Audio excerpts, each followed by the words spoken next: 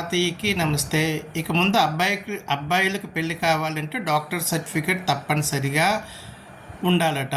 ఏ doctor ఇస్తారో ఆ సర్టిఫికేట్లు తెలుపగలరు. నేను విన్నానురా, అబ్బాయిలకి పెళ్లి కావాలంటే సర్టిఫికేట్ కావాలట.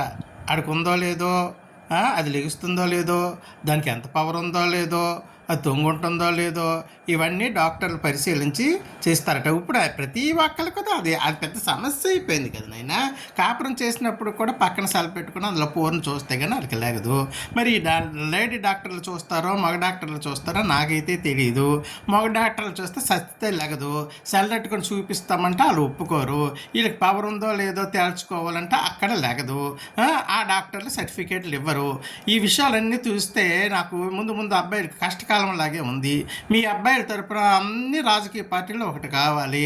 అందుకని మీరు పవన్ గారిని, చంద్రబాబు నాయుడు గారిని, జగన్ గారిని ఈ విషయంలో సపోర్ట్ చేయమని అడగండి. ఉంటాను.